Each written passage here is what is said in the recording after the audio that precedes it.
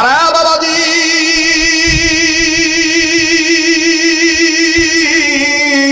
ওমর রাদিয়াল্লাহু তাআলা আনহু, আমার ভাইরা রাজ্য শাসন, তিনার রাজ্য শাসন আমলের সময় হযরত ওমর রাদিয়াল্লাহু তাআলা আনহু তিনি রাত্রি বেলায় চেক করতেছেন কোন তাঁবুর মধ্যে, কোন গলির মধ্যে, কোন ঘরের মধ্যে কেউ কোন সমস্যা আছে কিনা, এই রাজ্যের কোন বাসিন্দায় কোন মুশকিলে আছে কিনা। বন্ধুরি, আমিরুল মুমিনিন খলিফাতুল মুসলিমিন হযরত ওমর রাদিয়াল্লাহু তাআলা তদন্ত করতে যাইয়া হঠাৎ করে কানে আওয়াজ পাইলেন, আল্লাহর সৃষ্টি দুইজন বান্দা, আল্লাহর সৃষ্টি শ্রেষ্ঠ মাখলুকাতের মধ্যে আদম সন্তান দুটি বাচ্চা, একজন মাকে ধরে ধরে কান্দে আর দেখি দেখি বলে, মা গো মা, তুমি বলেছো কাফেরদের রাজ্যে খাবার নাই, মুসলমানদের রাজ্যে খাবার অভাব নাই, কিন্তু আজকে কতদিন হয়ে গেল এই পর্যন্ত কোনো খাবারের কোনো ভাব পাইলাম না। মা ডাক দিয়ে বলতেছেন, ছেলে মেয়েরি, রিজিকের মালিক আল্লাহ। চিল্লা বলেন, রিজিকের মালিক কে? আবার বলুন, রিজিকের মালিক কে? ডাক দিয়ে বলতেছেন, বেটারে বেটিরে, রিজিকের মালিক হলেন আল্লাহ। বাবা একটু ধৈর্য ধরো, ও আমার মেয়ে একটু ধৈর্য ধরো, তোমাদের জন্য রান্না হইতেছে। হযরত ওমর বললেন, তাইলে তো ভালোই হলো, মা রান্না করতেছে ছেলে মেয়েকে খাবার দেওয়ার জন্য। কিন্তু না না, ওমর দাঁড়িয়ে থাকলেন। কিছু সময় অতিবাহিত হওয়ার পর, ঘন্টা খানিক সময় অতিবাহিত হওয়ার পর হযরত ওমর আবার এই কান্নার আওয়াজ পাইতেছেন। আবার মা ডাক দিয়ে বলতেছেন, বেটারে বেটিরে, তোমাদের জন্য রান্না হইতেছে। আবার ওমর ডাক দিয়ে বলতেছেন, ঘটনা কি? রান্না হইতে কেন এতক্ষণ লাগবে? হযরত ওমর নজর করে দেখতেছেন, মা ছেলে মেয়ের ঘুমের অপেক্ষা করতেছেন। এইভাবে অবৈ দিতে দিতে, খাবারের কথা বলতে বলতে বাচ্চারা যখন ঘুমিয়ে যাবে, সময় তার পার হয়ে যাবে, আর খাবার দিতে হবে না। হযরত ওমর দেরি করলেন না, নিজেই চলে গেলেন। নিজে যাইয়া নিজের লোকদেরকে ডাক দিয়ে বলতেছেন, রাষ্ট্রীয় কোষাগার থেকে আমার পিঠে যদি এক বস্তা আটা দিয়ে দাও, আটা দিয়ে দাও, আমি আটাটা নিয়ে যাব। মুসলমান ভাইরা আমার প্রত্যেকে ডাক দিয়ে বলতেছেন, আমিরুল মুমিনিন, আপনি রাষ্ট্রপ্রধান, আপনি খলিফাতুল মুসলিমিন, আপনি কেন পিঠে নিজে নিবেন? আপনি কেন আটার বস্তা নিবেন? আমাদের মাথায় দিয়ে দেন। আবার ডাক দিয়ে বলতেছেন, ইত্তাকুল্লাহ, ইত্তাকুল্লাহ, আল্লাহকে ভয় করো। ডাক দিয়ে বলতেছেন, আল্লাহকে ভয় করার কথা বুঝলাম না। ওমর রাদিয়াল্লাহু তাআলা বললেন, ওই দিন কেউ কারো পাপের বোঝা বহন করবে না, ওই দিন আমার পাপের বোঝা আমারই বহন করা লাগবে। অতএব মাপ চাইতে গেলে আমারই চাওয়া লাগবে, আমার পিঠে দিয়ে দাও, আমি পাপের বোঝা হালকা করতে চাই। লম্বা কথা সংক্ষেপ করে দিলাম বন্ধু। হযরত ওমর রাদিয়াল্লাহু তাআলা নিজে আটার বস্তা পিঠে করে নিয়ে চলে গেলেন। নিজেই নিয়ে যাইয়া নিজেই রান্নার কাজে সহযোগিতা করলেন। দুটি এতিম বাচ্চার মুখে আহার করে দিলেন।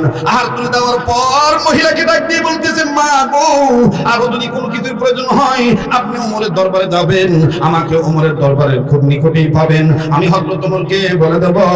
মহিলার দুইটা বাচ্চা ডাক দিয়ে বলতেছেন, এই যুগের খলিফা ওমর না হইয়া যদি আপনি হইতেন আরো অনেক ভালো হয়ে যেত। এবারে ভোট দেবো ভাই সেই মানুষের যে মানুষ পক্ষে থাকে আল কোরআন। না রাগে তাকবীর, না রাগে তাকবীর। আলহামদুলিল্লাহ নাহমাদুহু ওয়া নাস্তাঈনুহু ওয়া নাস্তাগফিরুহু ওয়া নু'মিনু বিহি ওয়া নাতাওয়াক্কালু আলাইহি ওয়া নাউযু বিল্লাহি মিন শুরুরি আনফুসিনা ওয়া মিন সাইয়্যাতি আ'মালিনা। মান ইয়াহদিহিল্লাহু ফালা মুদিল্লা লাহু ওয়া মান ইউদ্লিলহু ফালা হাদিয়া লাহু।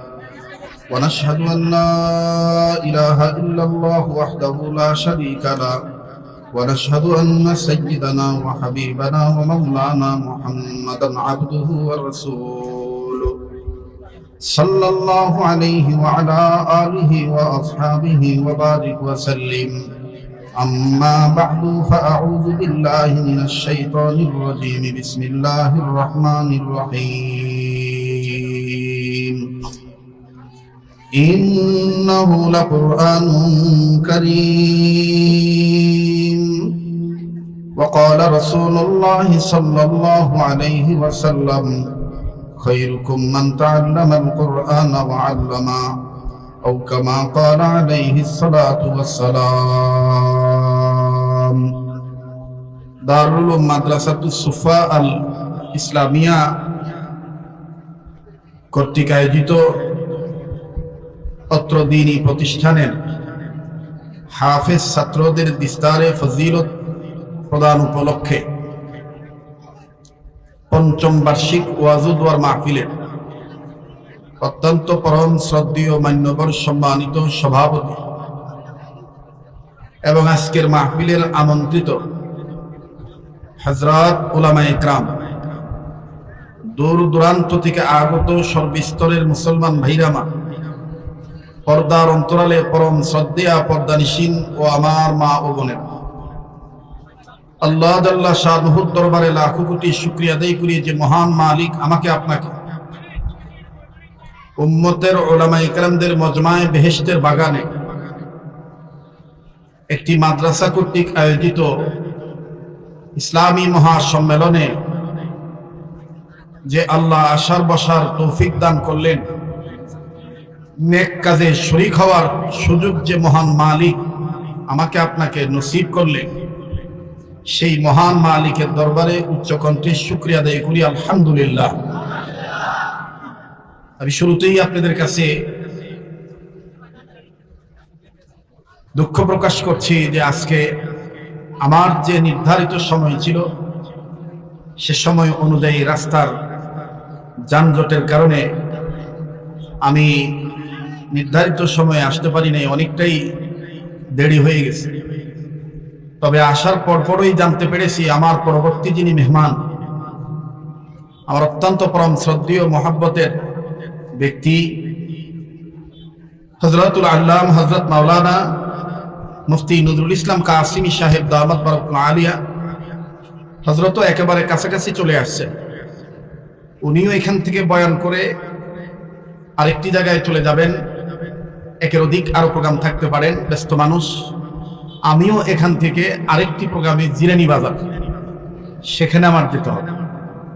তো সেই সুবাদে আমি আমার সুযোগ এবং কর্তৃপক্ষের সুযোগের সাথে মিল করে মাওলানা আব্দুল মালিক ধলেশ্বরী সাহেবের সাথে আমি পরামর্শ করে সময় দিয়েছিলাম, কিন্তু জানি না কতটুকুন সময় আপনাদের জন্য আমি খেদমত করতে পারবো, এটা আল্লাহ পাক ভালো জানেন। তবে যতটুকু সময় কথা বলবো বা আপনারা যতটুকু সময় পাবেন, ইহাকেই যেন আল্লাহ তাআলা উভয়ের জন্য নাজাতের উসিলা বানায় দেন, বলেন আমিন।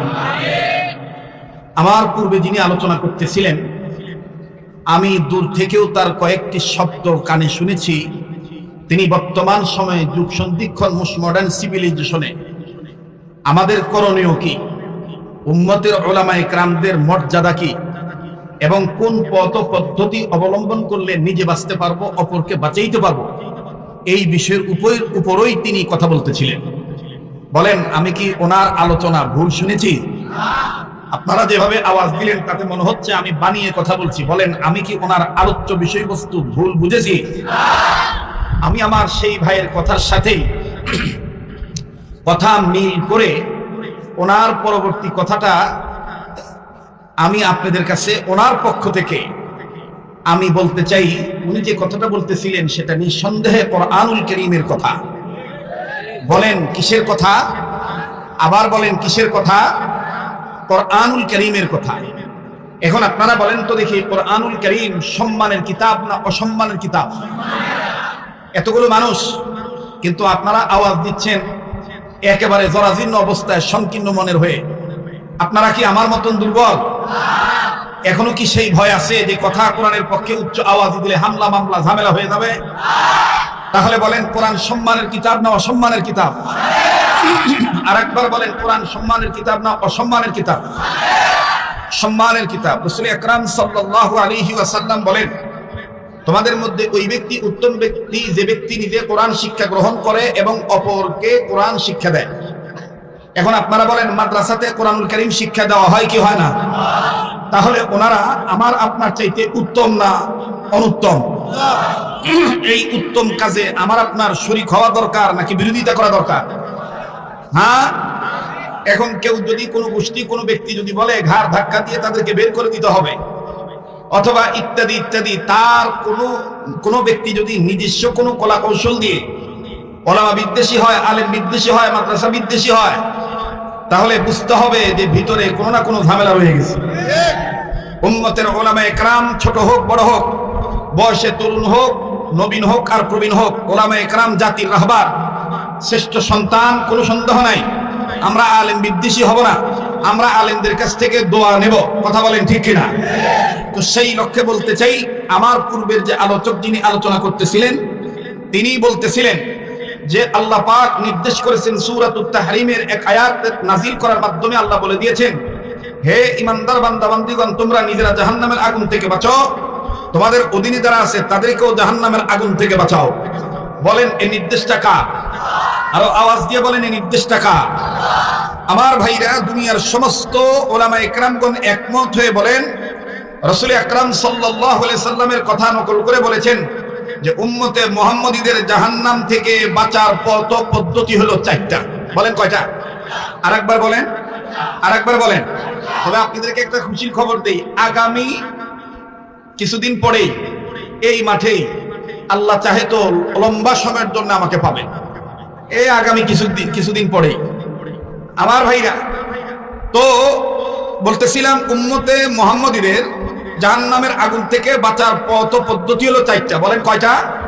আরেকবার বলেন, মুখস্থ করেন। আরেকবার। আরে ভাই, আমি তো এটা রাজনীতির কোনো স্লোগান দিচ্ছি না, এটা প্রত্যেক মুমিনের বাঁচার পথ পদ্ধতির একটা নিয়ামত প্রকাশ করছি। এই নিয়ামত প্রকাশ করতে যদি কেউ বাধা দেন, কেউ যদি কার্পণ্যতা করেন, হীনমন্যতায় ভোগেন, তাহলে বুঝতে হবে ইমানের অবস্থা আমার আপনার জন্য দুর্বল অবস্থায় আছে। উম্মতে মুহাম্মদীদের জাহান্নাম থেকে বাঁচার পথ পদ্ধতি কয়টা? আরেকবার, আরেকবার। নিজে বলবেন, ডাকবাম লক্ষ্য করবেন, কে বলে না, যে বলে না বুঝে নেবেন এই লোকটার ভিতরে ভেজাল আছে। উম্মতে মুহাম্মদীদের জাহান্নাম থেকে বাঁচার পথ পদ্ধতি কয়টা? আরেকবার। জোর হলো না, জোরসে বলেন। আরেকবার। কি কি? নাম্বার 1 আলেম হওয়া, নাম্বার 1। নাম্বার 2 আলেমের ছাত্র হওয়া, নাম্বার 2। নাম্বার 3 আলেমের কথা শোনা, নাম্বার 3। নাম্বার 4 আলেমকে মহব্বত করা, নাম্বার 4। মাশাআল্লাহ, আলহামদুলিল্লাহ। এতটুকুন সময়ের এই আলোচনা শোনার দ্বারা বোঝা যায় যে আমি, আপনি, অতিথি মহোদয় সহ সবাই, বর্তমান আমরা সবাই এই 4 কথার পক্ষে, এবং এই 4 গ্রুপের লোক। কথা বলেন ঠিক কিনা? এই 4 গ্রুপের লোক যারা হবে তারা কোনোদিন আলেমদের ঘাড়ে হাত দেওয়া পছন্দ করবে না। এই 4 গ্রুপের লোক যারা হবে তারা আলেমদের রাজনীতিকে অপছন্দ করবে না। এই 4 গ্রুপের লোক যারা হবে তারা আলেমদের বিরুদ্ধে মামলা করতে চাইবে না। এই 4 গ্রুপের লোক যারা হবে তারা কখনোই রামবাম, চ্যাটার্জি, মুখার্জি, গঙ্গোপাধ্যায়, চট্টোপাধ্যায়, হরিদাস পাল্লেন সেনের এজেন্ডার বাস্তবায়ন করতে চাইবে না। এই 4 গ্রুপের লোক যারা হবে তারা কোনোদিন শরীয়তের বিধানকে প্রত্যাখ্যান করে মানুষের তৈরি করা আইন মানার জন্য পা চাটা গোলামি করবে না। মুহতারাম হাজিরিন, আমাকে কথা বলতে দেন। স্লোগান দিতেও আসি নাই, দিতেও আসি নাই। যতটুকুন সত্য ততটুকুন আপনারাও বলবেন, আমিও বলবো। কথা বলেন ঠিক কিনা? আবার বলেন তো দেখি, উম্মতে মুহাম্মদীদের জাহান্নাম থেকে বাঁচার পথ পদ্ধতি কয়টা?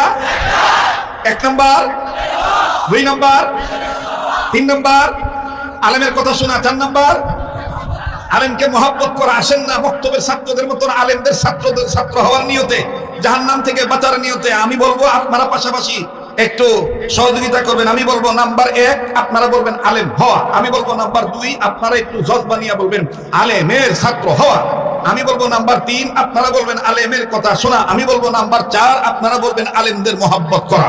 পারা যাবে কি যাবে না? বলেন পারা যাবে কি যাবে না? দুনিয়ার মানুষ মনে রাখবেন, এই বিশাল অট্টালিকা প্রাসাদ নির্মাণ করা হয়েছে, এই মাঠটা সুন্দর সুসমন্ডিত হয়েছে, সৌন্দর্য বৃদ্ধি হয়েছে। এই পৃথিবীতে অনেক পাহাড় পর্বত অনেক কিছু আছে। অনেকে মনে করে এই বিল্ডিংটার কারণে, এই গাছটার কারণে, এই পাহাড় পর্বতের কারণে এই এলাকার, এই জমিনের, এই শহরের, এই বন্দরের, এই নগরের, এই টাউনের মর্যাদা বৃদ্ধি পেয়েছে। হ্যাঁ ভাই, এটা আপনার কল্পনার কথা, এটা আপনার চোখের সৌন্দর্যের কথা, কিন্তু আপনার আত্মীয়দের কথা, ওয়ারাসাতুল আম্বিয়াদের কথা, হক্কানি রব্বানি উলামায়ে কেরামদের কথা হলো একজন আধ্যাত্মিক সাধক তিনি তার কবি, তিনি কবি ছিলেন, তিনি কবির ভাষায় বলে গিয়েছেন মুসলিম উম্মাহকে লক্ষ্য করে, রৌনক বদনে সামারা আজকে ওয়াকিব কর দাইব, রৌনক বদনে জমিরা আজ উলামা কর দাইব। হে আদম সন্তান, জমিনকে আল্লাহ সাজিয়েছেন উলামায়ে কেরামদেরকে দিয়া, আর আকাশকে আল্লাহ সাজিয়েছেন তারকা দিয়ে। কাজেই এই জমিন আল্লাহ পাক যাদেরকে দিয়ে সাজিয়েছেন, তাদেরকে কেউ যদি ঘাড় ধাক্কা দিয়ে বের করে দিতে চায়, তাদেরকে কেউ যদি ঘাড় মটকা দিতে চায়, বুঝে নিয়েন, শুনে নিয়েন, ভালো করে জেনে নিয়েন, পরিণতি কিন্তু ভবিষ্যতে ভালো হবে না। আলেমদেরকে কেউ ধাক্কা দিয়ে তাদের চাক্কা ঘুরাইতে পারে নাই, চাক্কা পাংচার হয়ে গেছে। নিজের দেশে থাকতে পারে নাই, অন্য দেশে পালাইতে বাধ্য হয়েছে। আলেমদেরকে ধাক্কা দিতে চাবেন না, আলেমদেরকে মোহাব্বত করবেন, আল্লাহ বরকত দিবে। আল্লাহ কি দিবে বলেন? আল্লাহ কি দিবে? তাহলে একটু উচ্চ কণ্ঠে আওয়াজ দিয়ে বলেন তো দেখি, উম্মতে মুহাম্মাদীদের জাহান্নাম থেকে বাঁচার পথ কয়টা?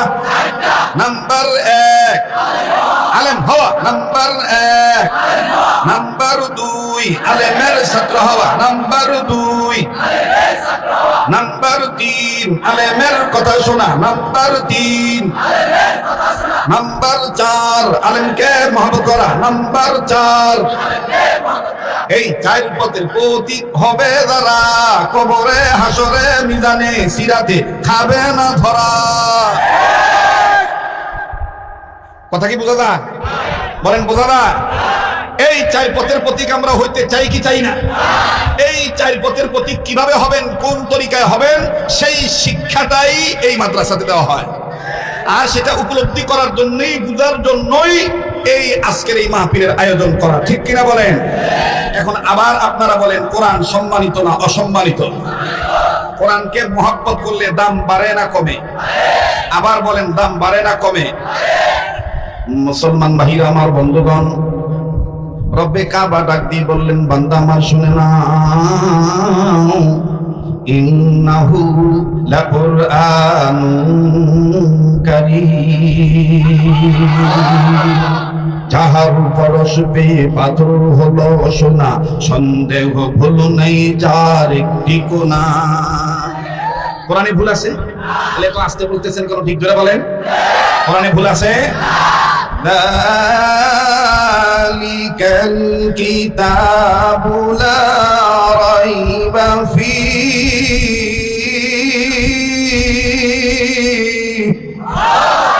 এই কথাটা কার? আল্লাহ বলেন, এটা এমন একটা কিতাব, এই কিতাবে কোনো ভুল নাই। ভুল আছে এই ধরনের সন্দেহ স্বভাব। যেমন একটা উদাহরণ দিয়ে আপনাদেরকে বুঝাই দিই, কোরআন যে কত সম্মানিত। এই পৃথিবীতে বিভিন্ন ধর্ম আছে, তাদের নিজ নিজ ধর্মীয় গ্রন্থ আছে, যেমন গীতা, মহাভারত, রামায়ণ, ত্রিপিটক, বাইবেল, বিজ্ঞানী কেতেন্দাবেস্তা, উপনিষদ, অল্পনিষদ, ওল্ড টেস্টামেন্ট, নিউ টেস্টামেন্ট, তাওরীত, জাবুর, ইনজিল সব আছে। পৃথিবীর কোনো মানুষ যদি কখনো লন্ডনে যায়, লন্ডনে সারা পৃথিবীর মধ্যে সবচেয়ে একটা বড় জাদুঘর আছে, যেই জাদুঘরটার নাম ব্রিটিশরাই রেখেছেন। সেই জাদুঘরটার নাম হলো ব্রিটিশ মিউজিয়াম। বলেন কিনা?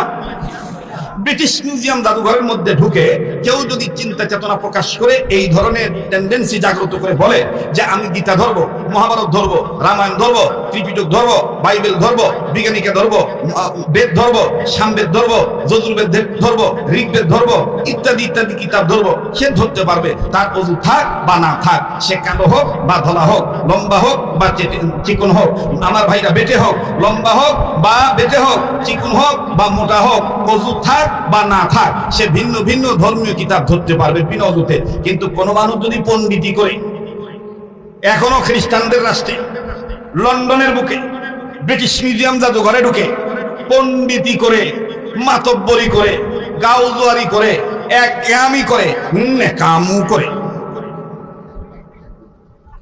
গাজীপুর এবং ঢাকাইয়া ভাষায় কয় গারতেরামু করে, কথা কয় গারতেরামু করে কেউ যদি পণ্ডিতি জাহির করে যদি বিনা উজুতে খ্রিস্টানদের দেশে ব্রিটিশ মিউজিয়ামে কোরআন শরীফকে বিনা উজুতে ধরতে যায়, এখনো পর্যন্ত ব্রিটিশ মিউজিয়াম জাদুঘরের কম্পিউটারের স্ক্রিনের উপরে ইংরেজিতে লাল অক্ষরে লেখা ওঠে, প্লিজ ডোন্ট টাচ মি।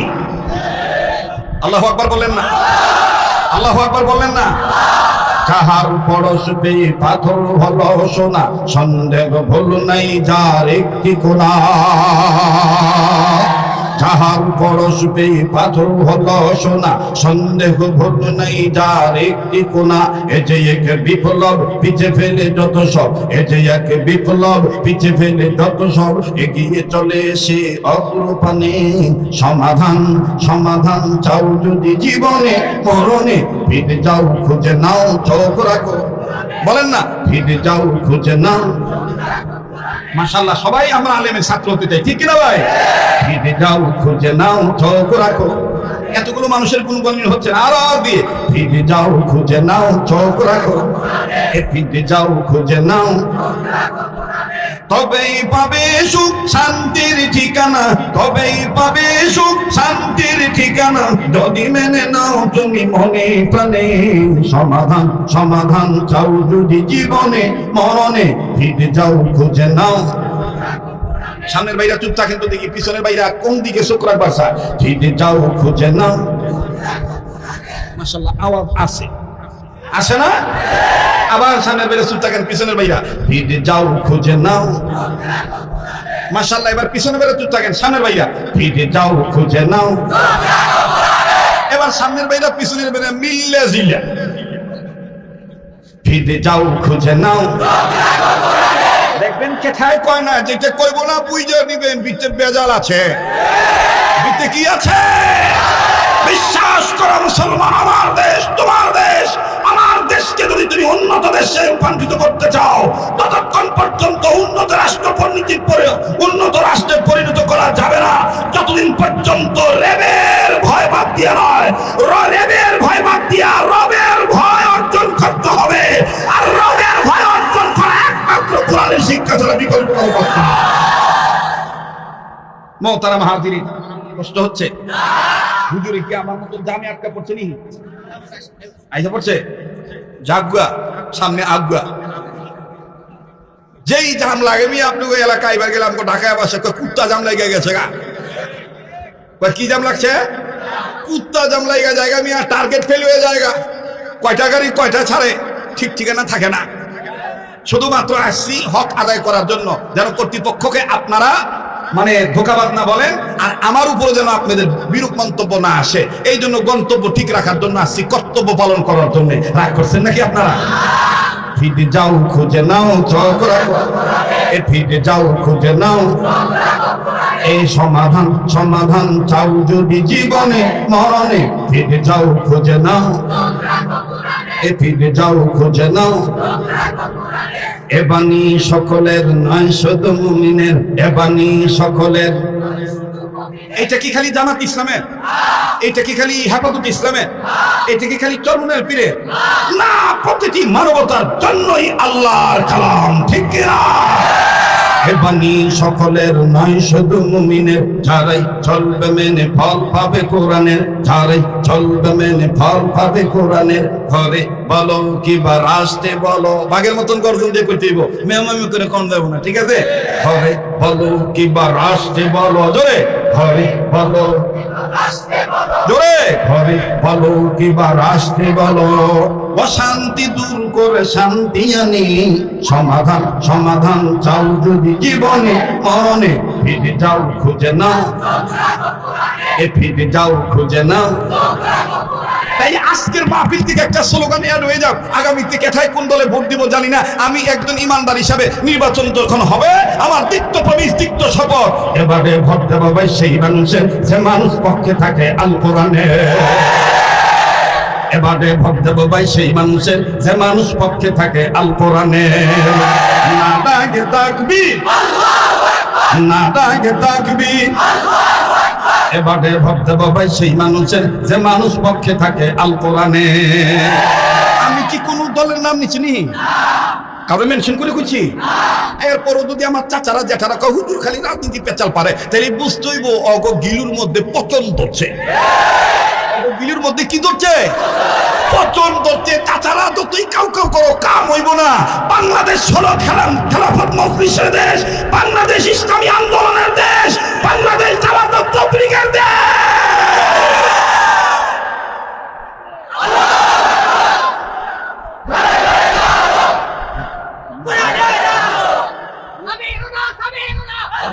আচ্ছা রাখো, আমার একটু আগে এবার দাও। বেয়াদব করো না, রাগ করতেছেন নি? হ্যাঁ, এই কোরআন শরীফ সবার জন্য, যারাই মানবে তারাই শান্তি পাবে, ঠিক কিনা ভাই? যারাই মানবে তারাই।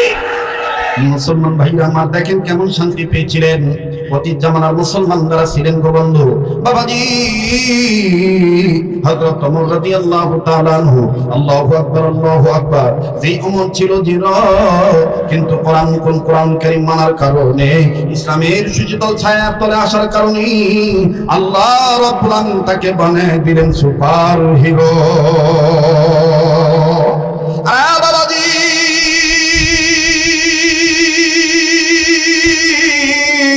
ওমর রাদিয়াল্লাহু তাআলা আনহু, আমার ভাইরা, রাজ্য শাসন তিনার রাজ্য শাসন আমলের সময় হযরত ওমর রাদিয়াল্লাহু তাআলা আনহু তিনি রাত্রি বেলায় চেক করতেছেন কোন তাঁবুর মধ্যে, কোন গলির মধ্যে, কোন ঘরের মধ্যে কেউ কোন সমস্যা আছে কিনা, এই রাজ্যের কোন বাসিন্দায় কোন মুশকিলে আছে কিনা। বন্ধুরি, আমিরুল মুমিনিন খলিফাতুল মুসলিমিন হযরত ওমর রাদিয়াল্লাহু তাআলা তদন্ত করতে যাইয়া হঠাৎ করে কানে আওয়াজ পাইলেন, আল্লাহর সৃষ্টি দুইজন বান্দা, আল্লাহর সৃষ্টি শ্রেষ্ঠ মাখলুকাতের মধ্যে আদম সন্তান, দুটি বাচ্চা, একজন মাকে ধরে ধরে কান্দে আর দিকে দিকে বলে, মা গো মা, তুমি বলেছো কাফেরদের রাজ্যে খাবার নাই, মুসলমানদের রাজ্যে খাবার অভাব নাই, কিন্তু আজকে কতদিন হয়ে গেল এই পর্যন্ত কোনো খাবারের কোনো ভাব পাইলাম না। মা ডাক দিয়ে বলতেছেন, ছেলে মেয়েরি, রিজিকের মালিক আল্লাহ, চিল্লা বলেন রিজিকের মালিক কে? আবার বলুন রিজিকের মালিক কে? হাত দিয়ে বলতেছেন, বেটারে বেটি রে, রিজিকের মালিক হলেন আল্লাহ। বাবা একটু ধৈর্য ধরো, ও আমার একটু ধৈর্য ধরো, তোমাদের জন্য রান্না হইতেছে। হযরত ওমর বললেন, তাইলে তো ভালোই হলো, মা রান্না করতেছে ছেলে মেয়েকে খাবার দেওয়ার জন্য। কিন্তু না না, ওমর দাঁড়িয়ে থাকলেন। কিছু সময় অতিবাহিত হওয়ার পর, ঘন্টাখানি সময় অতিবাহিত হওয়ার পর হযরত ওমর আবার এই কান্নার আওয়াজ পাইতেছেন। আবার মা ডাক দিয়ে বলতেছেন, বেটারে বেটি রে, তোমাদের জন্য রান্না হইতেছে। আবার ওমর ডাক দিয়ে বলতেছেন, ঘটনা কি? রান্না হইতে কেন এতক্ষণ লাগবে? হযরত ওমর নজর করে দেখতেছেন মা ছেলে মেয়ের ঘুমের অপেক্ষা করতেছেন। এইভাবে অবৈ দিতে দিতে, খাবারের কথা বলতে বলতে বাচ্চারা যখন ঘুমিয়ে যাবে, সময় তার পার হয়ে যাবে, আর খাবার দিতে হবে না। হযরত ওমর দেরি করলেন না, নিজেই চলে গেলেন। নিজে যাইয়া নিজের লোকদেরকে ডাক দিয়ে বলতেছেন, রাষ্ট্রীয় কোষাগার থেকে আমার পিঠে যদি এক বস্তা আটা দিয়ে দাও, আটা দিয়ে দাও, আমি আটাটা নিয়ে যাব। মুসলমান ভাইরা আমার প্রত্যেকেই ডাক দিয়ে বলতেছেন, আমিরুল মুমিনিন, আপনি রাষ্ট্রপ্রধান, আপনি খলিফাতুল মুসলিমিন, আপনি কেন পিঠে নিজে নিবেন? আপনি কেন আটার বস্তা নিবেন? আমাদের মাথায় দিয়ে দেন। আবার ডাক দিয়ে বলতেছেন, ইত্তাকুল্লাহ, ইত্তাকুল্লাহ, আল্লাহকে ভয় করো। ডাক দিয়ে বলতেছেন, আল্লাহকে ভয় করার কথা বুঝলাম না।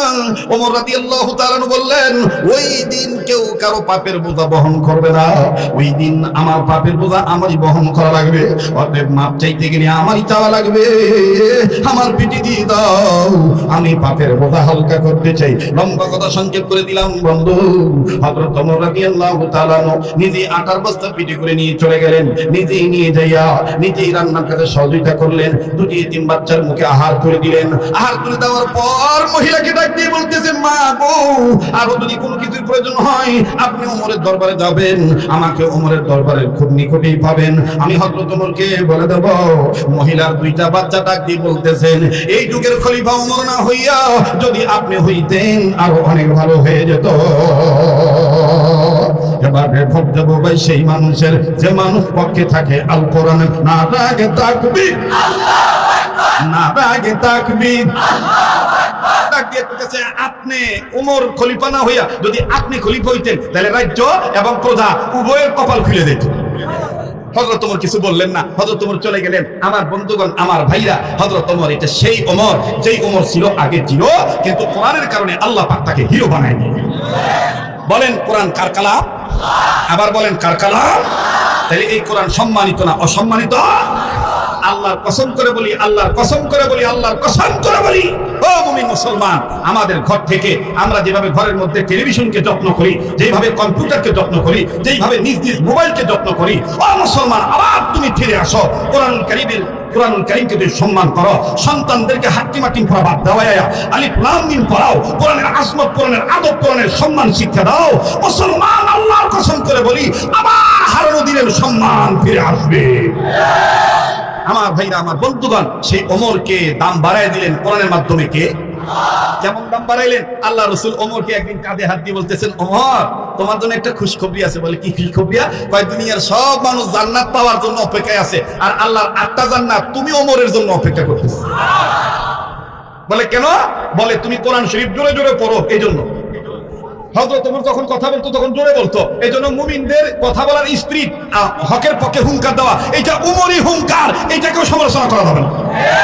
আবার যারা আস্তে আস্তে কথা বলে তাদেরকেও সমালোচনা করা যাবে না। আল্লাহ রাসূল সাল্লাল্লাহু আলাইহি ওয়াসাল্লাম একদিন চেক করতেছে, দেখি কোরআন শরীফ কে কিভাবে পড়ে। হঠাৎ করে বেরিয়েছেন, নজর করে দেখতেছেন ওমর রাদিয়াল্লাহু তাআলা জোরে পড়ে আর আবু বকর আস্তে আস্তে পড়ে।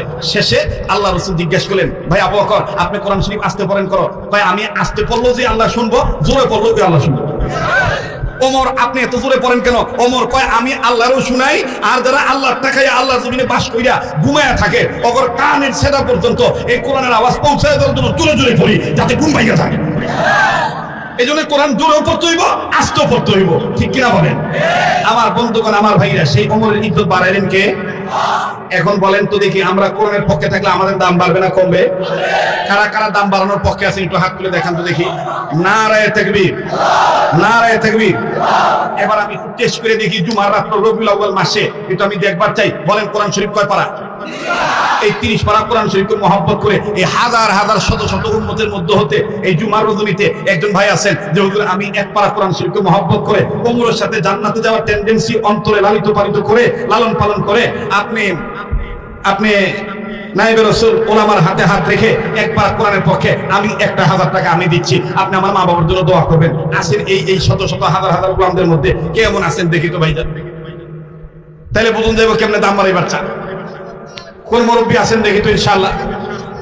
কই কেঠা একটু আমার কাছে পৌঁছে দিতে হইব যে হুজুর আমি 1000 টাকা দিয়ে শরীক থাকলাম, আল্লাহ কবুল করবেন ইনশাআল্লাহ। কোরআনের পক্ষে, কোরআন যেহেতু সম্মানের কিতাব, একবার কোরআন শরীফকে মহব্বত করে 1000 টাকা আমার হাতে নগদ দিবেন। যুবক তুমি একটা নিয়ত করে হযরত আমি দ্বীনি প্রতিষ্ঠানের সাথে শরীক থাকলাম, আমি কোরআনের শিক্ষার সাথে আমি শরীক থাকলাম, কোরআনের দীক্ষার সাথে আমি শরীক থাকলাম, হযরত আমি প্রতিজ্ঞা করলাম আমি কোরআনকে মহব্বত করি। কে আছেন আল্লাহর কোন গোলাম আমি একটু দেখতে চাই ইনশাআল্লাহ। আল্লাহর কোন মাহবুব বান্দা আছেন কোরআনকে মহব্বত করে? মাশাআল্লাহ। রবিউল ভাই একজন যুবক বন্ধু 1000 টাকা এক পারা কোরআন শরীফকে মহব্বত করে দিয়েছেন, আল্লাহ আপনি কবুল করেন, জানে মালে বরকত দিয়ে দেন, আল্লাহ দানের খবর মদিনায় পৌঁছে দেন, বলেন আমিন। দ্বিতীয় নম্বর কোন ভাই আমার আছেন যে হুজুর আমি, আপনারা বলেন তো দেখি 10 পারা 10 পারা 10 পারা যদি 3 ভাগ, কয় ভাগ হলো বলেন? 3 ভাগ। তো 3 ভাগের মধ্যে একটা ভাগ আমি একটু দেখতে চাই। 10টা ভাই 10,000 টাকা 10 পারা কোরআন শরীফকে মহব্বত করে এর মধ্যে একজন হয়ে গেছেন, আর 9টা ভাইয়ের কাছে আমি একটু দেখতে চাই ভাইজান যে আমি কোরআনের পক্ষে, রাসূলের পক্ষে আমি এই টাকাটা দান করলাম, হযরত আমার জন্য দোয়া করবেন, আল্লাহ কবুল করবেন ইনশাআল্লাহ। এক পারা কোরআন শরীফকে মহব্বত করে মালিক রবিউল ইসলাম বান্দা তোমার 1000 টাকা নগদ দিয়ে দিছে, আল্লাহ তুমি কবুল করো, জানে মালে বরকত দিয়ে দাও। ইয়া আল্লাহ আমার আরেকজন ভাই আপনার একজন বান্দা 2 নম্বর পারা কোরআন মহব্বত করে 1000 টাকা নগদ, আল্লাহ আপনি দানকে কবুল করেন। এই যে কিছু মানুষ আছে টাকা চাইলে জায়গা কয় হুঙ্কার দিব কিন্তু টাকা দিব না। ইসলাম কায়েম করতে হলে হুঙ্কারেরও দরকার, টাকারও দরকার, অলংকারেরও দরকার, সময় দেওয়ারও দরকার, জীবনেরও দরকার। কথা বলেন ঠিক কিনা? বসে মিলে করি কাজ, হারি জিতি নাহিরা পারবেন না, বসে থাকেন কিন্তু জানগা কি লিগা। হ্যাঁ 3 নম্বর কে আছেন যে হুজুর আমি 1000 টাকা দিব, আল্লাহ পাক কবুল করবেন ইনশাআল্লাহ। মুসলমান ভাইরা আমার, কোন যুবক বন্ধু আছেন হুজুর গো আমি একবার কোরআন শরীফের পক্ষে 500 খান টাকা আপনার হাতে দিলাম, আমার ভাইরা আল্লাহ রাব্বুল আলামিন আপনার এই দানকে কবুল করবে, মালিক মঞ্জুরি দিয়ে দিবেন। না পারলে বসে থাকবেন কিন্তু চলে যাবেন না, মাহফিল বিশৃঙ্খলা করবেন না।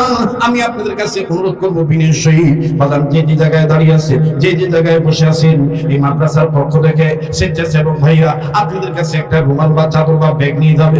এই ব্যাগের মধ্যে একটা কোরআন শরীফের হাদিয়া, 300 টাকা, 200 টাকা, 500 টাকা আপনার সাধ্য মতন আপনি দান করবেন, আল্লাহ পাক কবুল করবেন ইনশাআল্লাহ। আরে বন্ধু, আরে পর্দার মা বোনেরা, নবীর ঘরে কোরআন কারীমের শিক্ষাগারে দান করলে কখনো ঠকবেন না। আপনি নিয়তকে শুদ্ধ করে আপনি দান করবেন। সাজা দেওয়ার মালিক হলেন আল্লাহ। জোরে বলেন, সাজা দেওয়ার মালিক কে? আল্লাহ। আপনি কবুল করেন। আল্লাহ 3 নম্বর পারাকে মহব্বত করে আপনার আরেকজন বান্দা 1000 টাকা আল্লাহ আপনি মঞ্জুরি দিয়ে দেন। মালিক আপনি কবুল করে নেন। জোরে বলেন আমিন।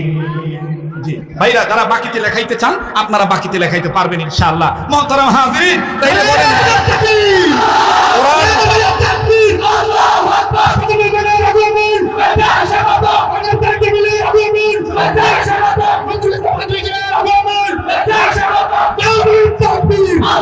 আকবার।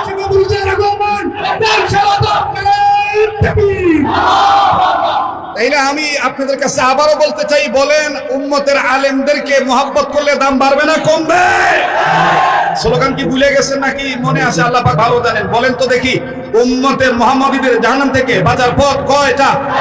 নাম্বার 1 আলেম হওয়া, নাম্বার 1, নাম্বার 2, নাম্বার 3, নাম্বার 4 আলেমকে মুহাব্বত করা। আল্লাহ পাক আমাদের সবাইকে কোরআনুল কারীমের শিক্ষা দীক্ষা গ্রহণ করে উম্মতের হক্কানি উলামায়ে কেরামদের সোহবতে মৃত্যু পর্যন্ত থাকার তৌফিক